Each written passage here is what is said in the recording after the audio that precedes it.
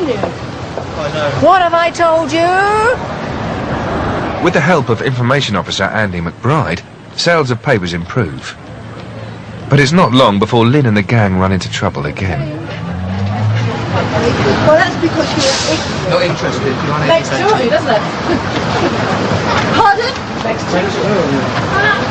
Love, if you're happy with our country, you can People go ahead. have a right to speak. I'm not arguing that you shouldn't say anything. You're being rude. Don't But, speak to us. She's rude. you know, you're spreading malicious lies No, and it's rubbish.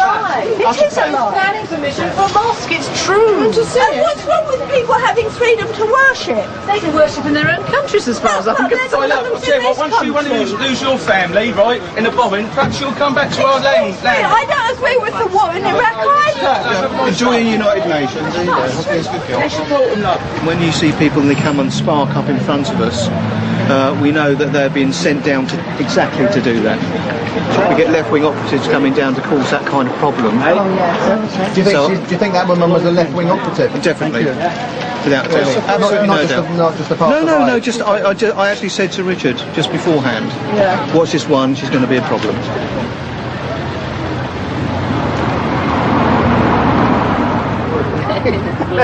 In Rotherham, it's D-Day. Campaigning is over for the local council by-election. Marlene arrives for the count with BNP candidate Carol Myers.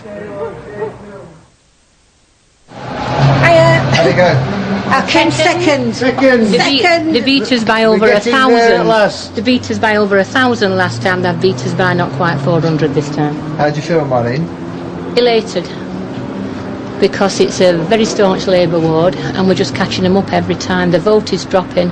It's been a, what were the turnout? Very, very poor turnout. 19.5%. What were it, 20 what? 19.5. 19.5% turnout. But Mr Cameron's doing very well. I quite agree with him and his family values, because he's right. Because while there's a breakdown of families, this is when you get all the hassle. So right. I do quite agree with him. He's a prat on Right, okay. Good evening to you. Don't forget, vote Conservative next time.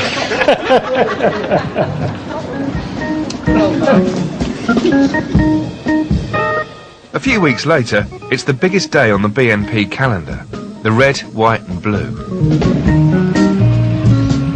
This annual political rally in a Derbyshire field is attended by die-hard BNP members and their families.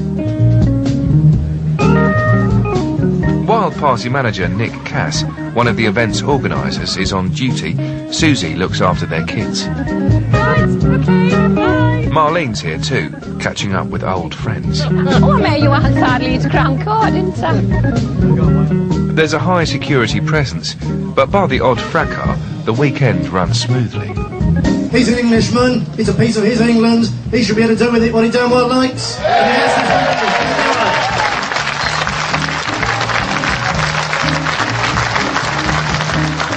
The English have been here for thousands upon thousands upon thousands of years, and this is our land.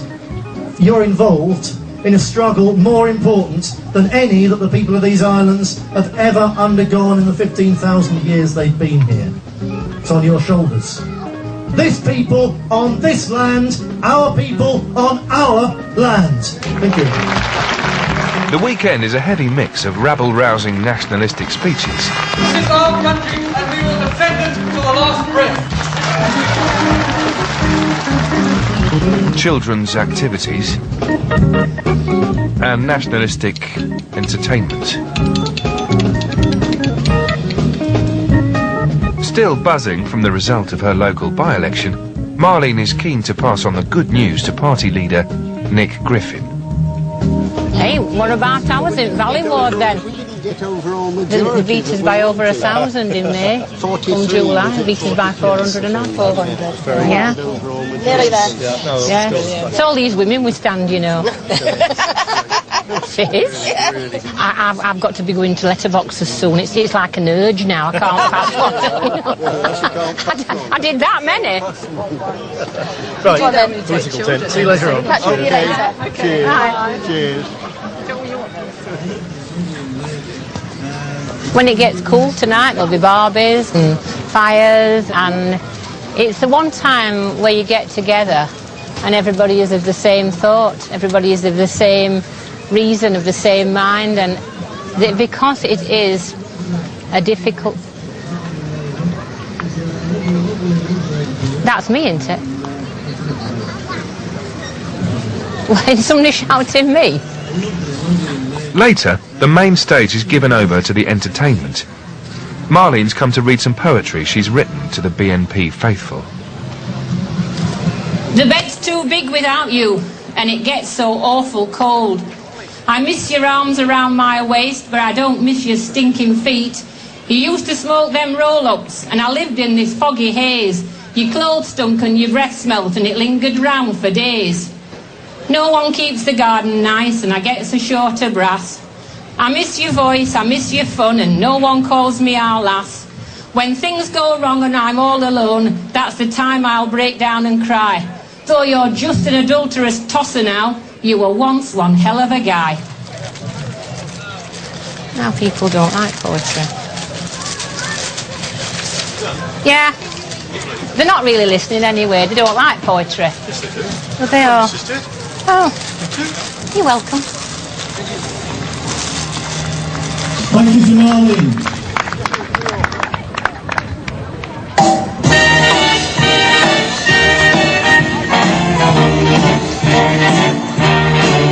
How lucky can one guy be?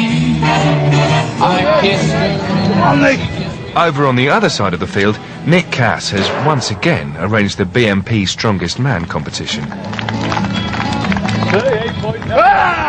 And he claims the title for the second year running.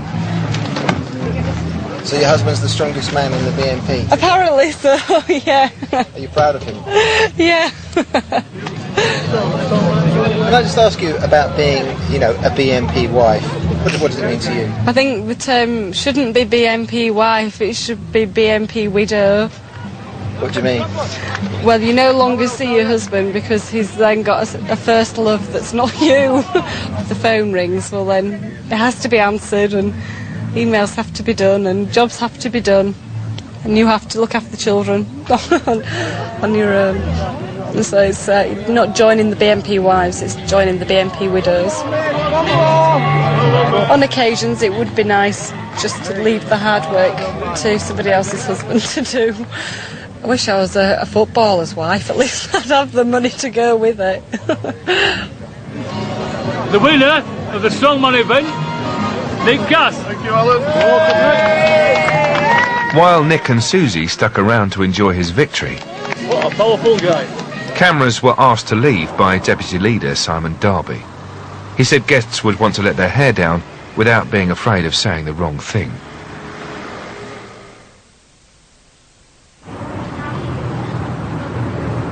The British National Party, although mainly male-orientated, thank God, does have many women in key positions throughout the country.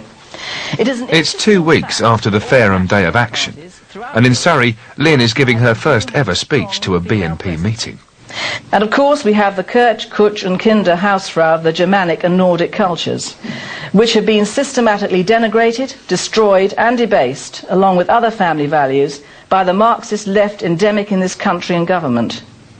Our Britannia... Lynn's ambitious about climbing up the party ladder. Would you like to take on a national job? Yes, I would. I would. You know, any way I can help promote the party and do what I can for it, I'm in the offing for. I'm quite happy to do it.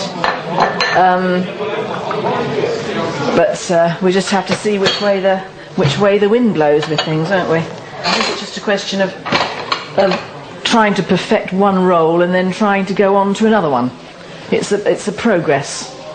I think the more you can do to progress the party, and you've always got people coming up from behind, which is how we like it.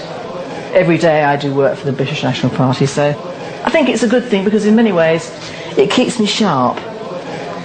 I'm hot and I'm bothered and I need a drink, which I can only have one because I'm driving. Mustn't drink and drive.